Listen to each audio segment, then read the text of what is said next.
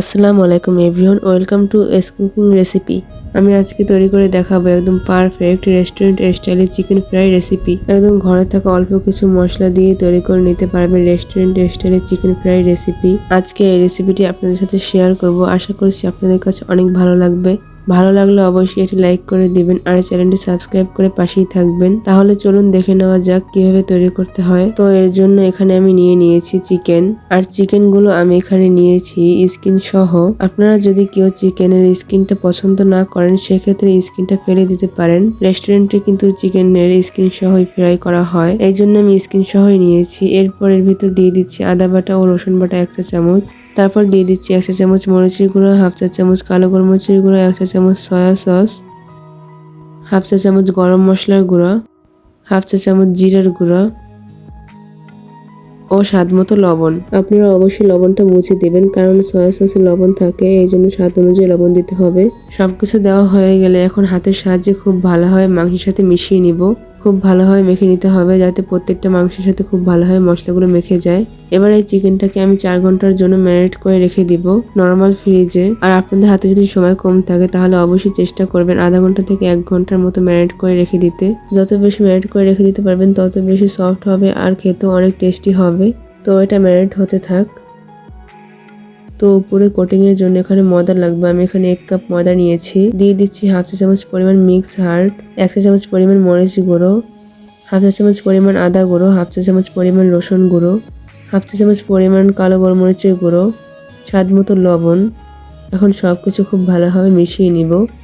যদি আপনাদের কাছে মিক্স হার্ড না থাকে তাহলে অরিগানো দিতে পারবেন। যদি মিক্স হার্ড আর অরিগানো না থাকে সেক্ষেত্রে না দিলেও হবে। এখন সবকিছু খুব ভালোভাবে মিক্স করে নিচ্ছি।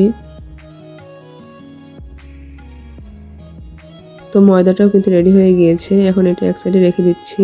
তারপর একটি বাটি নিয়ে নিচ্ছি, সেই বাটিতে একটি ডিম ভেঙে নিচ্ছি। ডিমটাকে আমি মিক্স করে নিচ্ছি।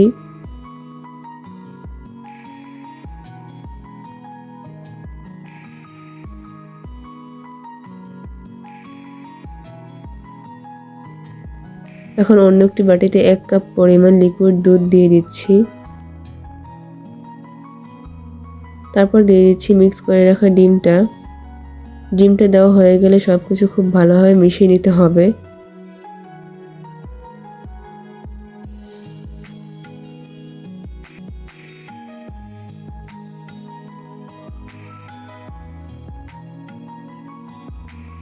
তো এর মাঝে কিন্তু চিকেনটা ম্যারিনেট করা হয়ে গেছে। আমি 4 ঘন্টার মতো ম্যারিনেট করে রেখেছিলাম।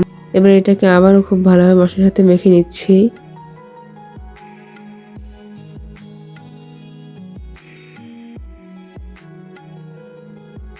এবার এখান থেকে এক টুকরো আমি চিকেন নিয়ে নিচ্ছি। আমি যে ময়দার মিশ্রণটা তৈরি করে রেখেছিলাম সেটার ভিতর চিকেনটা নিয়ে নিলাম। এবার ময়দার ভিতর চিকেনটাকে খুব ভালোভাবে কোট করে নিচ্ছি হাত দিয়ে।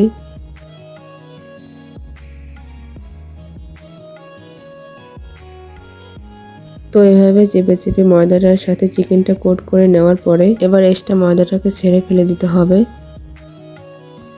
এখন দুধ আর ডিমের লিকুইডের ভিতর ডুবিয়ে দিচ্ছি।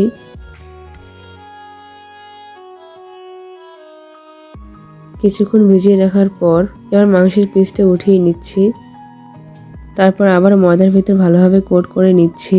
আপনারা দেখুন আমি কিভাবে কোট করে নিচ্ছি। চিকেনের উপরে সরাসরি কিন্তু চাপ দেওয়া যাবে না। ময়দাটা নিয়ে হাত দিয়ে হালকাভাবে চাপ দিয়ে নিতে হবে, এতে করে উপরের লেয়ারটা ক্রিস্পি হবে। তো এভাবে হাত দিয়ে চেপে চেপে প্রায় মিনিট খানিকের মতো করে নিতে হবে। এরপর আবারও এক্সট্রা ময়দাটাকে ঝেড়ে নিতে হবে। তো আপনারা দেখতেই পাচ্ছেন কত সুন্দর হয়ে গিয়েছে। এখন ঠিক এভাবেই চেপে চেপে সব চিকেন ফ্রাইগুলো বানিয়ে নিতে হবে।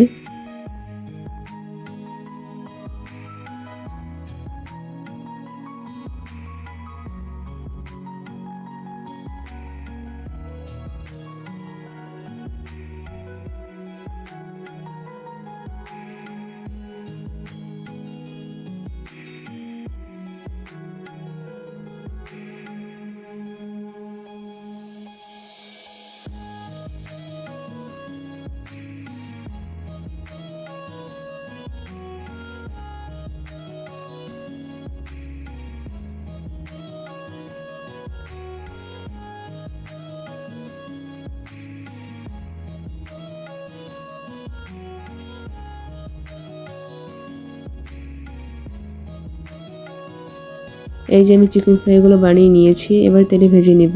এর জন্য একটি কড়াইতে পরিমাণ মতো তেল দিয়ে দিচ্ছি।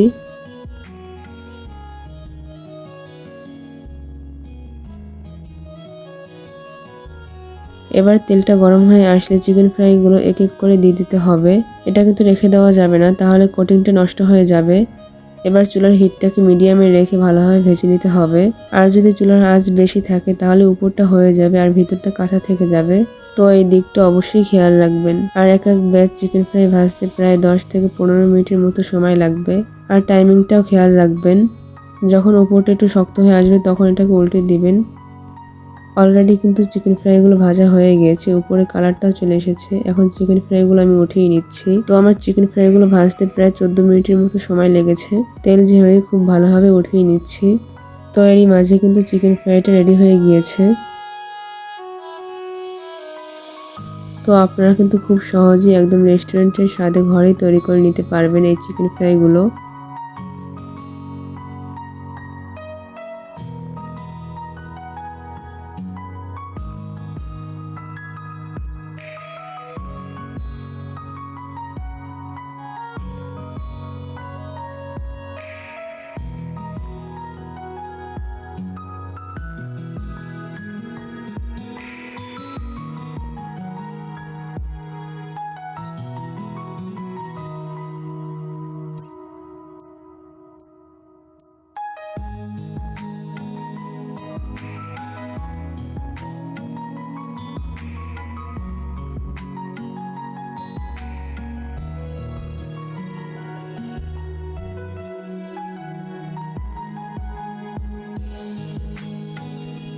এখন আমি আপনাদেরকে একটু ভিতরটা দেখিয়ে দিচ্ছি। দেখতেই পাচ্ছেন ভিতরটা কত পরিমাণ জুসি হয়েছে।